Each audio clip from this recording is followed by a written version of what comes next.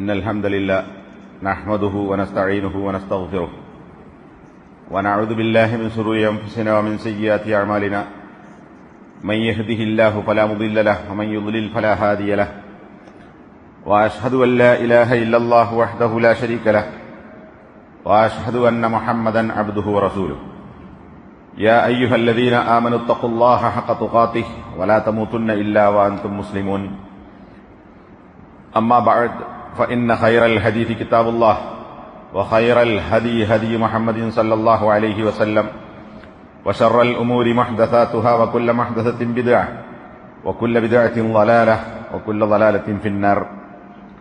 സഹോദരന്മാരെ, നബി സല്ലല്ലാഹു അലൈഹി വസല്ലമയുടെ നമസ്കാരവുമായി ബന്ധപ്പെട്ട കഴിഞ്ഞ ക്ലാസ്സിൽ എഴുത്തിദാലുമായി ബന്ധപ്പെട്ട കാര്യങ്ങളാണ് നാം സംസാരിച്ചത്. അതിനോട് ഇനി പറയാനുള്ളത് സുജൂദാണ്. പക്ഷേ ഈ എഴുത്തിദാലുമായി ബന്ധപ്പെട്ട് പറയാനുള്ള സാധാരണ ആളുകൾക്കുണ്ടാകുന്ന ഒരു സംശയം, എഴുത്തിദാലിൽ സാധാരണ ഖിയാം, അതായത് നൃത്തത്തിൽ വലത് കൈ ഇടത് കൈയുടെ മേൽ വെച്ച് നെഞ്ചത്ത് വെക്കുന്നത് പോലെ എഴുത്തിദാലിൽ കൈ കെട്ടേണ്ടതുണ്ടോ ഇല്ലേ എന്നതാണ്. നമ്മുടെ നാട്ടിൽ സാധാരണ അങ്ങനെ കാണാറില്ലെങ്കിലും ഗൾഫ് രാജ്യങ്ങളിൽ പോയി അവിടെയൊക്കെ ജീവിച്ച് അവിടെയുള്ള പണ്ഡിതന്മാരെയും അതുപോലെ ആളുകളെയും ഒക്കെ മനസ്സിലാക്കി വന്ന ചില ആളുകളും അവരെ കണ്ടുപഠിച്ചവരും വായിച്ചു പഠിച്ചവരുമൊക്കെ അപൂർവം ചില ആളുകൾ എഴുത്തിദാലിൽ കൈ കെട്ടാറുണ്ട്. സമീഅല്ലാഹു ലിമൻ ഹമീദ എന്ന് പറഞ്ഞ ശേഷം സാധാരണ കൈ കെട്ടുന്നത് പോലെ കൈ കെട്ടി നമസ്കരിക്കും. ഇത് തർക്കമുള്ള ഒരു വിഷയമാണ്. അങ്ങനെ കൈ കെട്ടേണ്ടതുണ്ടോ ഇല്ലേ? ഉണ്ടെന്ന് പറയുന്ന ആളുകളുടെ തെളിവെന്താണ്, ഇല്ലെന്ന് പറയുന്ന ആളുകളുടെ തെളിവെന്താണ് എന്നതാണ്.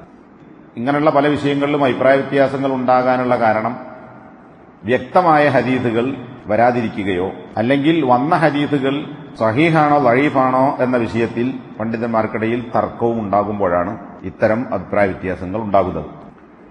ഇവിടെയും അതേ വിഷയമാണ്. ഇവിടെ നേർക്കുനേരെ ഹദീസ് വന്നിട്ടില്ല. പിന്നെ ഹദീസുകളെ വ്യാഖ്യാനിക്കുകയും വിശദീകരിക്കുകയും ചെയ്യുന്നതിൽ ഒരു കൂട്ടർ അതിൽ തെളിവുണ്ടെന്നും മറ്റൊരു കൂട്ടർ തെളിവില്ലെന്നും പറയും. ഇതുപോലുള്ള ഏത് വിഷയങ്ങളാണെങ്കിലും അവിടെ നമ്മൾ സ്വീകരിക്കേണ്ടത്, അതായത് ഇന്നതാണ്, ഇതിന് മാത്രമേ ശരിയുള്ളൂ എന്ന് പറയാൻ തെളിവില്ലാത്ത വിഷയങ്ങളിൽ അല്ലെങ്കിൽ പണ്ഡിതന്മാർ തന്നെ രണ്ടഭിപ്രായങ്ങളും പറഞ്ഞിട്ടുള്ള വിഷയങ്ങളിൽ ഏറ്റവും കൂടുതൽ ശരിയേത് എന്ന് മനസ്സിലാക്കാൻ സാധിക്കുമെങ്കിൽ അത് പിന്തുടരുക, അല്ലെങ്കിൽ ചെയ്യുന്നില്ലെങ്കിൽ ചെയ്യേണ്ട. പക്ഷെ ചെയ്യുന്ന ആളുകൾ വിദഅത്ത് ചെയ്തു എന്ന് പറയാൻ പോകാതിരിക്കുക എന്നതാണ് സൂക്ഷ്മത.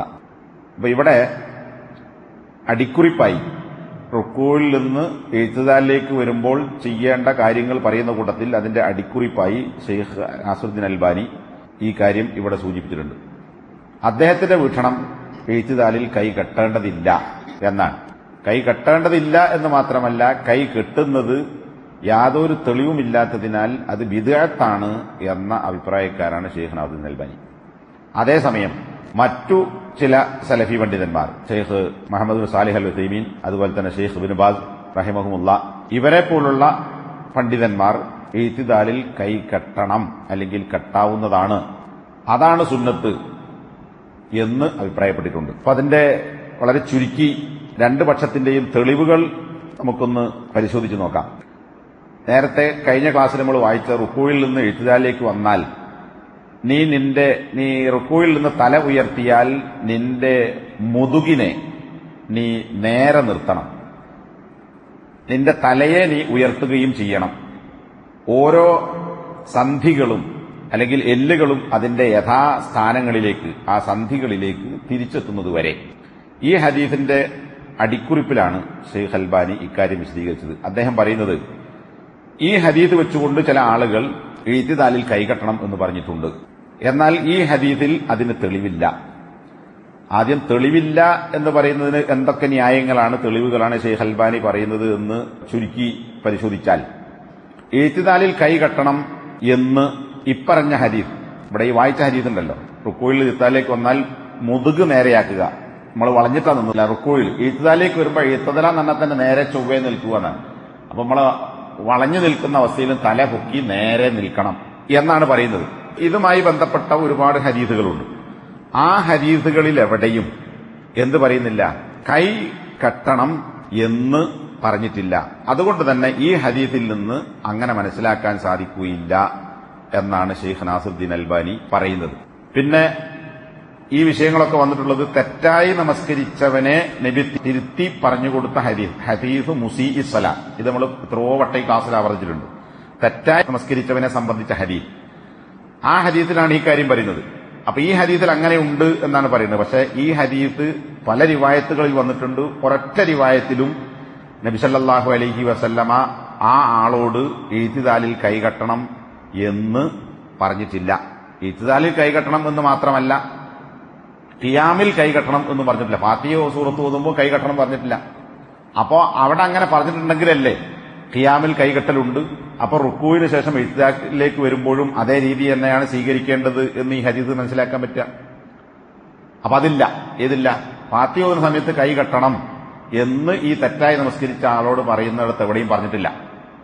അങ്ങനെ പറയാത്തത് കൊണ്ട് തന്നെ റുക്കൂയിൽ നിന്ന് ഇഴ്തിദാലിലേക്ക് വരുമ്പോൾ അങ്ങനെ കൈകെട്ടാൻ ഈ ഹദീസിൽ നിന്ന് മനസ്സിലാക്കാം എന്ന് പറയുന്നത് തെറ്റാണ്. ഒരു ന്യായതാണ്. രണ്ടാമത്തേത്, ഈ ഹദീസിൽ പറഞ്ഞത് റുക്കൂയിൽ നിന്ന് ഇഴ്തിദാലിലേക്ക് വരുമ്പോൾ എല്ലുകളെല്ലാം, എല്ലാ സന്ധികളും അതിന്റേതായ സ്ഥാനത്തേക്ക് മടങ്ങണം എന്നാൽ നിന്നപ്പോ എങ്ങനെയായിരുന്നുവോ അതിലേക്ക് പോകണം. ഈ പറഞ്ഞ വാദത്തിലും എന്തില്ല, കൈകെട്ടണം എന്ന് വിട്ടില്ല. കാരണം ഫാത്തിഹ ഓതുന്ന സമയത്ത് നമ്മൾ കൈകെട്ടിയാണ് നിന്നത്. അപ്പോ എല്ലുകൾ അതിന്റെ സ്ഥാനത്തേക്ക് സന്ധിയിലേക്ക് മടങ്ങണം എന്ന് പറഞ്ഞാൽ അവിടെ കൈകെട്ടലുണ്ട്, അതുകൊണ്ട് ഇഴ്തിദാലും കൈകെട്ടലുണ്ട് എന്നാണ് കൈകെട്ടണം എന്ന് പറയുന്ന ആളുകൾ വ്യാഖ്യാനിക്കുന്നത്. എന്നാൽ അതിന് മറുപടിയായി ഷെയ്ഖ് അൽബാനി പറയുന്നത്, എല്ലുകൾ അതിന്റേതായ എല്ലാ സന്ധികളിലേക്കും, അതായത് ഇങ്ങനെ എല്ല് കൂടിച്ചേരുന്ന സ്ഥലം, ഈ ജോയിന്റുകളൊക്കെ അതിന്റേതായ സ്ഥാനത്തേക്ക് മടങ്ങണം എന്ന് പറഞ്ഞാൽ എന്താണ് അതുകൊണ്ട് ഉദ്ദേശിച്ചത് എന്ന് നബി സല്ലല്ലാഹു അലൈഹി വസല്ലമ തന്നെ വിശദീകരിച്ചിട്ടുണ്ട്. അവിടെ ഈ സന്ധികൾ കൊണ്ട് ഉദ്ദേശിച്ചത് ഇസ്തവാ ഹത്താ യഊദ കുല്ലു ഫിഖാരിൻ മക്കാനഹു, നട്ടെല്ലിന്റെ ഓരോ കശേരുക്കളും അത് അതിന്റേതായ സ്ഥാനത്തേക്ക് മടങ്ങുക എന്നാണ്. നേരെ നിൽക്കുമ്പോൾ അപ്പോ പഴയ അവസ്ഥയിലേക്ക്, ആദ്യം നിന്ന സമയത്ത് നട്ടെല്ലിന്റെ കശേരുക്കൾക്ക് എങ്ങനെയാണോ അതുപോലെ നിവരണം എന്ന് പറഞ്ഞാൽ കുറച്ചിങ്ങനെ പൊന്തിയിട്ട് പിന്നെ അപ്പം തന്നെ സുജൂദിലേക്ക് പോയാൽ പോരാ. ഖിയാമിൽ നമ്മൾ എങ്ങനെ നിന്നുവോ അതേ അവസ്ഥയിലേക്ക് ഈ കശേരുക്കളൊക്കെ അതിന്റേതായ സ്ഥാനത്തേക്ക് മടങ്ങുന്നത് വരെ നിൽക്കണം എന്നാണ്. അതല്ലാതെ കൈ കെട്ടണം എന്നല്ല. കൈ കെട്ടുമ്പോൾ എല്ല് ഈ സന്ധികളൊക്കെ എങ്ങനെയായിരുന്നോ അതിലേക്ക് മടങ്ങണം എന്ന് ഇതിൽ നിന്ന് മനസ്സിലാക്കാൻ സാധിക്കുകയില്ല. കാരണം ഒരു ഹദീസിനെ നബി എന്നെ വിശദീകരിക്കേണ്ടത് എല്ലുകൾ അതിന്റെ സന്ധികളിലേക്ക് മടങ്ങണം എന്ന് പറഞ്ഞാൽ എന്താണ് എന്ന് മറ്റൊരു ഹദീസിലൂടെ നബി വ്യക്തമാക്കിയിട്ടുണ്ട്. അതുകൊണ്ട് ഇവിടെ കൈ കെട്ടണം എന്ന് ആ സന്ധികൾ മടങ്ങണം എന്ന പ്രയോഗത്തിൽ നിന്ന് മനസ്സിലാക്കാൻ സാധിക്കുകയില്ല. മൂന്നാമതായി അദ്ദേഹം പറയുന്നത്, ഇങ്ങനെ തെളിവുകളൊന്നും ഇല്ലാത്തതിനാൽ ഇത് ബിദ്അത്താകുന്നു. ബിദ്അത്താണെന്ന് ഷെയ്ഖ് അൽബാനി മാത്രമേ പറഞ്ഞതായിട്ട് നമ്മൾ കണ്ടിട്ടുള്ളൂ. അതുകൊണ്ട് തന്നെ ബിദ്അത്താണ് എന്ന് പറഞ്ഞത് ശരിയായില്ല എന്ന് പലരും അദ്ദേഹത്തെ വിമർശിച്ചിട്ടുമുണ്ട്. ഇനി ബിദ്അത്താണെന്ന് നമ്മൾ ഒഴിവാക്കുക, അതിലേക്ക് നമ്മൾ പോണ്ട. ബിദ്അത്തല്ല, തെളിവില്ല എന്ന് വന്നാൽ ബിദ്അത്തല്ല എന്ന് പറഞ്ഞത് എന്തുകൊണ്ടാണ്? മറ്റൊരു കൂട്ടർ ഇതുപോലുള്ള ഹദീസുകൾ വ്യാഖ്യാനിച്ചുകൊണ്ട് സുന്നത്ത് അതാന്ന് പറഞ്ഞിട്ടുണ്ട്. അപ്പൊ രണ്ടഭിപ്രായം ഉണ്ടെങ്കിൽ ചെയ്യാതൊക്കെ ബിദ്അത്താന്ന് പറയാൻ പോണ്ട. ഷെയ്ഖ് അൽബാനി പറയുന്നത് ഒരൊറ്റ ഹദീസിലും ഇതിലെവിടെയും അങ്ങനെ വന്നിട്ടില്ല എന്ന് മാത്രമല്ല, അങ്ങനെ ചെയ്തിരുന്നതായി പൂർവികരായ ആളുകൾ, സലഫുകളായ ആളുകൾ നമസ്കാരത്തിൽ ഇഴ്തിദാലിൽ കൈകെട്ടിയിരുന്നു, അല്ലെങ്കിൽ നബി കൈകെട്ടിയിരുന്നു എന്ന് നേർക്കുനേരെ പറയുന്ന ഒരൊറ്റ റിപ്പോർട്ടുമില്ല. അതെവിടെയില്ല. അത് പറഞ്ഞത് ശരിയാണ്. നബി കൈകെട്ടി എന്ന് പറയുന്നുണ്ട്, ഖിയാമിൽ കൈകെട്ടി. അതേപോലെ ഇഴ്തിദാലിലേക്ക് വരുമ്പോൾ നബി വലത് കൈ ഇടത് കൈയിന്റെ മേൽ നെഞ്ചത്ത് വെച്ചിരുന്നു എന്ന് നേർക്കുനേരെ പറയുന്ന ഒരൊറ്റ ഹദീസുമില്ല.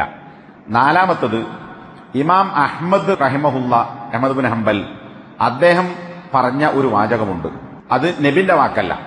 അഹ്മദ് ബിൻ ഹംബൽ പറയാണ്, അവൻ ഇഴ്തിദാലിലേക്ക് വന്നാൽ അവൻ ഉദ്ദേശിക്കുന്നുവെങ്കിൽ കൈ താഴ്ത്തിയിരട്ടെ, ഇനി അവൻ ഉദ്ദേശിക്കുന്നുവെങ്കിൽ കൈ കെട്ടിക്കൊള്ളട്ടെ എന്ന് പറഞ്ഞിട്ടുണ്ട്.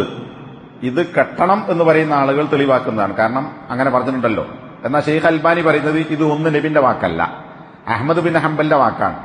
ആണെങ്കിൽ തന്നെ അത് അദ്ദേഹത്തിന്റെ ഇജ്തിഹാദാണ്. പിന്നെ ഈ വാചകത്തിൽ നിന്ന് കൈ കെട്ടണം എന്ന് സുന്നത്തിൽ സ്ഥിരപ്പെട്ടു എന്നല്ല, പെട്ടിട്ടില്ല എന്ന മനസ്സിലാവുക. കാരണം എന്താ, സുന്നത്തിൽ സ്ഥിരപ്പെട്ട ഒരു കാര്യമാണെങ്കിൽ അഹ്മദ് ബിൻ ഹംബൽ എന്ത് പറയൂല, ഇഷ്ടമുള്ളവൻ കെട്ടിക്കോട്ടെ ഇഷ്ടമുള്ളവൻ കെട്ടാക്കോട്ടെ എന്ന് പറയില്ല. അപ്പൊ അഹ്മദ് ബിൻ ഹംബലിന്റെ ഈ വാക്കിൽ നിന്ന് തന്നെ ഇത് ഹദീസിൽ സ്ഥിരപ്പെട്ടതല്ല. അപ്പൊ പിന്നെ എന്ത് ചെയ്യണം? അപ്പൊ അദ്ദേഹത്തിന്റെ ഇജ്തിഹാദ് അനുസരിച്ച് പറഞ്ഞു, നേരത്തെ അങ്ങനെയാണല്ലോ, അപ്പൊ ആ നിലക്ക് വേണമെങ്കിൽ കെട്ടിക്കോട്ടെ, അല്ലെങ്കിൽ തെളിവ് വരാത്തതുകൊണ്ട് കെട്ടേണ്ടതില്ല എന്ന അർത്ഥത്തിൽ പറഞ്ഞതാണ്. അല്ലാതെ ഈ വാക്ക് അനുകൂലമായ തെളിവല്ല, മറിച്ച് എതിരായ തെളിവാണ് എന്നാണ് ശൈഖ് നാസിറുദ്ദീൻ അൽബാനി പറയുന്നത്. അപ്പൊ ഈ പറഞ്ഞ 4 ന്യായങ്ങളാൽ അദ്ദേഹം പറയുന്നു ഈത്തിദാലിൽ കൈകെട്ടാൻ തെളിവില്ല. ഇനി കെട്ടണം എന്ന് പറയുന്ന ആളുകളുടെ തെളിവുകൾ പരിശോധിച്ചാൽ ഷെയ്ഖ് ഇബ്നു ബാസിന്റെ ഫത്വകളിലും അതുപോലെ തന്നെ ഷെയ്ഖ് ഇബ്നുൽ ഉസൈമീനും അതുപോലെ അത് ആരൊക്കെ അനുകൂലിക്കുന്നുവോ അവരുടെയൊക്കെ ന്യായം എന്ന് പറയുന്നത്, ഒന്നാമത്തെ തെളിവ് നമസ്കാരത്തിൽ കൈകെട്ടണം, നബി കൈകെട്ടി എന്ന് പറഞ്ഞാൽ അവിടെ ചില ഹദീസുകളിൽ ഫിസ് സ്വലാത്തി എന്നുണ്ട്, നമസ്കാരത്തിൽ കൈകെട്ടിയിരുന്നു. അപ്പൊ അത് പൊതുവായ ആമായ പ്രയോഗമാണ്. നമസ്കാരത്തിൽ കൈകെട്ടി എന്ന് പറഞ്ഞാൽ ഖിയാമിൽ മാത്രമല്ല ഇഴ്തിദാലിലും കൈകെട്ടിയിരുന്നു എന്നതിൽ മനസ്സിലാക്കാം. അതാണ് ഇവരുടെ വാദം. പക്ഷേ അങ്ങനൊരു വാദം ഉണ്ടെങ്കിൽ ഏതെങ്കിലും ഒരു റിവായത്തിലെങ്കിലും ഇഴ്തിദാലിൽ നബി കൈകെട്ടിയിരുന്നു എന്നൊരു റിപ്പോർട്ട് വേറെ എവിടെങ്കിലും ഒന്ന് വരേണ്ടതായിരുന്നു. ഒരു ലൈഫായ റിപ്പോർട്ട് പോലും ഇഴ്തിദാൽ നബി കൈകെട്ടിയിരുന്നു എന്നില്ല. അപ്പൊ ആ കൈകെട്ടി എന്ന് പറഞ്ഞാൽ ഈ പറയുന്ന ഖിയാം എന്ന് പറയുന്ന ഫാത്തിഹയും സൂറത്തും കൂതുന്ന സമയത്താണ് കൈകെട്ടേണ്ടത്. അതുകൊണ്ട് തന്നെ ഈ ഹദീസ് തെളിവല്ല എന്ന് മറുഭാഗം വാദിക്കുന്നു. അപ്പൊ ഇതൊരു ഒരു പൊതുപ്രയോഗമാണ്. അപ്പൊ ആ പൊതുപ്രയോഗം എല്ലായിടത്തും ബാധകമാണ് എന്നാണ് അഭിപ്രായം പറയുന്നത്. രണ്ടാമത്തത്, നബി സല്ലല്ലാഹു അലൈഹി വസല്ലമയെ പറ്റി പറയുന്ന ഒരു ഹദീസിൽ സമിഅല്ലാഹു ലിമൻ ഹമിദ എന്ന് പറഞ്ഞാൽ നബി സല്ലല്ലാഹു അലൈഹി വസല്ലം പറഞ്ഞതിന് ശേഷം എന്ത് ചെയ്യും? ഇഴ്തിദാലിലേക്ക് വരും. ഏതുവരെ? ഹത്താ നഖൂലു ഔഹമ, നബി സല്ലല്ലാഹു അലൈഹി വസല്ലമ തോന്നിപ്പിച്ചു എന്ന് ഞങ്ങൾ പറയുന്നത് വരെ. എന്ന് പറഞ്ഞാൽ എന്താ? നബി സല്ലല്ലാഹു അലൈഹി വസല്ലമ ഖിയാമിൽ എങ്ങനെയാണോ നിന്നത് അതേപോലെ തന്നെ ആയി എന്ന് ഞങ്ങൾ പറയാറുണ്ടായിരുന്നു. ആ നിലക്ക് നബി ഖിയാമിലേക്ക് മടങ്ങി. അപ്പൊ എന്താ? നിന്ന സമയത്ത് എങ്ങനെയാണോ അങ്ങനെ മടങ്ങി എന്ന് ആ നൃത്തം തോന്നിപ്പിക്കുന്നു. ഇതാണ് രണ്ടാമത്തെ തെളിവായി കെട്ടണം എന്ന് പറയുന്ന ആളുകൾ പറയുന്നത്. എന്നാൽ ആ ഹദീസ് ബാക്കി കൂടി വായിച്ചു നോക്കിയാൽ സുജൂദ് പോയി, പിന്നെ ഇടയിലിരുത്തത്തിലിരുന്നു. അവിടെ എന്ത് പറയുന്നുണ്ട്? നബി 2 സുജൂദുകൾക്കിടയിൽ ഇരുന്നു. ഹത്താ നഖൂല ഖദ് ഔഹമ. ഇതേ പ്രയോഗം അവിടെയുണ്ട്. അങ്ങനെയാണെങ്കിൽ എന്ത് പറയേണ്ടി വരും? ഇടയിലിരുത്തത്തിൽ നബി എന്ത് ചെയ്തിട്ടുണ്ട്? കൈകെട്ടി. അങ്ങനെ വാദം ഉണ്ട് കേട്ടോ. ഇടയിലത്തിലും കൈകെട്ടിയിരിക്കുക എന്നുള്ള വാദമുണ്ട്. ആ വാദം ഇതിന്റെ അടിസ്ഥാനത്തിലാണ്. അപ്പൊ അങ്ങനെയാണെങ്കിൽ ഇടയിലിരുത്തത്തിലും കൈകെട്ടണം എന്ന് പറയേണ്ടി വരും. അതും തെളിവല്ല എന്നാണ് ഷെയ്ഖ് അൽബാനി പറയുന്നത്. പിന്നെ നബി സല്ലല്ലാഹു അലൈഹി വസല്ലമ കൈ താഴ്ത്തിയിട്ടുവെന്നോ അല്ലെങ്കിൽ കൈ കെട്ടി എന്നോ വ്യക്തമായ ഹദീസില്ല. അപ്പൊ ഇഴ്തിദാലിൽ കൈ താഴ്ത്തിയിട്ടു എന്ന് തെളിവ് സ്ഥിരപ്പെടാത്തത് കൊണ്ട് എന്ത് മനസ്സിലാക്കണം? നിന്നപ്പം എന്ത് ചെയ്തിട്ടുണ്ട്? കൈ കെട്ടിയിട്ടുണ്ട്. അങ്ങനെയാണ് മനസ്സിലാക്കേണ്ടത്. ഇതാണ് മൂന്നാമത്തെ തെളിവ്. അതിന് മറുപക്ഷം പറയുന്ന തെളിവ് എന്താ? കെട്ടിയിട്ടില്ല എന്ന് സ്ഥിരപ്പെട്ടിട്ടില്ല, കെട്ടിയെന്നും സ്ഥിരപ്പെട്ടിട്ടില്ല. അപ്പൊ പിന്നെ കെട്ടിയെന്നും പറയാൻ പറ്റില്ല, അവർക്കും തെളിവല്ല. മറിച്ചും കൂടി പറയുമ്പോൾ എതിർക്കുന്ന ആളുകൾക്കും തെളിവല്ല. അപ്പൊ ഇതാണ് 2 പക്ഷത്തിന്റെയും തെളിവ്. രണ്ടും കൂടി സംയോജിപ്പിച്ചാൽ ഷെയ്ഖ് അൽബാനി പറയുന്നതാണ് വസ്തുത. ബിദ്അത്താന്ന് പറയുന്നില്ലെങ്കിലും കെട്ടിയതായി എന്തില്ല? നേർക്ക് നേരെ ഒരു തെളിവോ കൽപ്പനയോ ഒന്നും വന്നിട്ടില്ല. അപ്പൊ ഇതിൽ നമ്മൾ കെട്ടുന്നോ കെട്ടണ്ട എന്നാണ് പറഞ്ഞതിനെ അടിസ്ഥാനത്തിൽ ബോധ്യപ്പെട്ടതെങ്കിൽ കെട്ടേണ്ടതില്ല. കെട്ടുന്നവൻ എന്ത് ചെയ്യാൻ പോണ്ട? കുറ്റപ്പെടുത്താൻ പോണ്ട. കെട്ടാത്തവനെയും കുറ്റപ്പെടുത്തണ്ട. എന്താണോ അതിൽ നിന്ന് ബോധ്യപ്പെടുന്നത് അതനുസരിച്ച് ചെയ്യാൻ തുടങ്ങും. അപ്പൊ അതിവിടെ ഒരു വലിയ ചർച്ചയാണ്.